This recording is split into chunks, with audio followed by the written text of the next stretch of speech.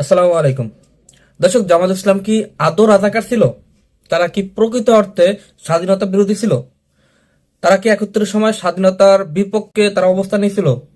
দর্শক, বর্তমানে জামাত ইসলামের প্রতি ব্যাপক একটা অভিযোগ তারা রাজাকার। তো আশা করি আজকের এই ভিডিওটা দেখলে আপনাদের সেই অভিযোগটা কিছুটা হলেও মুছে যাবে, যদি আপনি সচেতন একজন ব্যক্তি হন, একজন জ্ঞানী ব্যক্তি হয়ে থাকেন।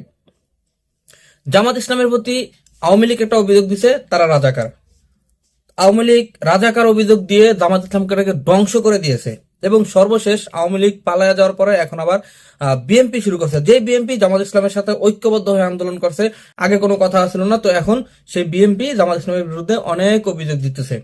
তো জামাত ইসলাম কেন আসলে 71 সময় স্বাধীনতার বিরুদ্ধে ছিল?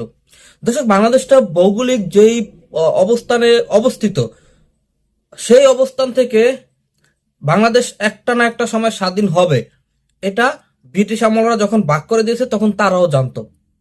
কারণ পাকিস্তানের সাথে পূর্ব পাকিস্তান এবং পশ্চিম পাকিস্তান যতটা দূরত্ব, সেটা কখনোই কোনোভাবেই আহ পশ্চিম পাকিস্তান এসে পূর্ব পাকিস্তান সম্পূর্ণ নিয়ন্ত্রণ করতে পারবে না। এবং সেটা কিন্তু তখন থেকেই জানতো যে এই পূর্ব পাকিস্তান একটা সময় আলাদা হয়ে যাবে, এটা একটা স্বাধীন রাষ্ট্র গঠন হবে।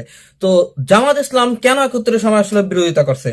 কারণ জামাত ইসলাম তখন সেটা বুঝতে পারছে যে আজকে যদি বাংলাদেশের যতটুক শক্তিশালী তথা পূর্ব পাকিস্তানের তখনকার যতটুক শক্তিশালী ছিল, সেই শক্তি নিয়ে যদি তারা পাকিস্তান থেকে আলাদা হয়ে যায়, তাহলে ভারত তাদেরকে শোষণ করবে।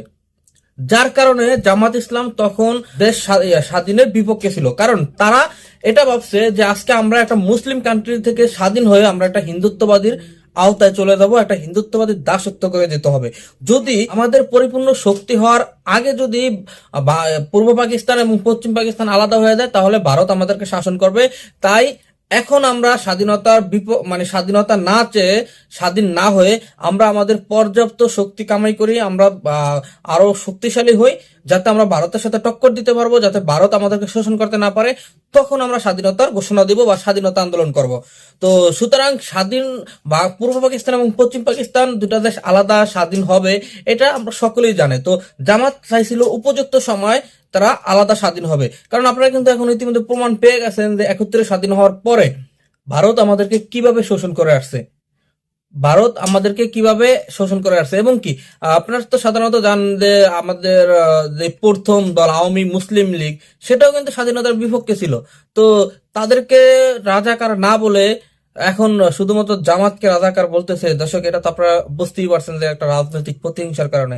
তো জামাত আদৌ রাজাকার না। তারা যেটা 50 বছর আগে বুঝতে পারছে, সেটা আমরা হয়তো এখন বুঝতে পারছি। তারা 50 বছর আগে বুঝতে পেরে তারা তখন স্বাধীনতার বিপক্ষে ছিল। জামাতও কিন্তু তারাও ভালোভাবে জানে যে পূর্ব পাকিস্তান আর পশ্চিম পাকিস্তান কখনো এক থাকবে না, সেটা আলাদা হয়ে যাবে। তবে উপযুক্ত সময় হয় নাই, যার কারণে আজকে আমরা পরাধীন হয়ে ভারতের দাসত্ব করে যাচ্ছি। তো দর্শক, আপনাদের মূল্যবান মতামত কিন্তু অবশ্যই জানাবেন কমেন্ট বক্সে, এবং অবশ্যই আমার চ্যানেলটি সাবস্ক্রাইব করবেন, অবশ্যই একটি লাইক দিয়ে থাকবেন। ধন্যবাদ সকল।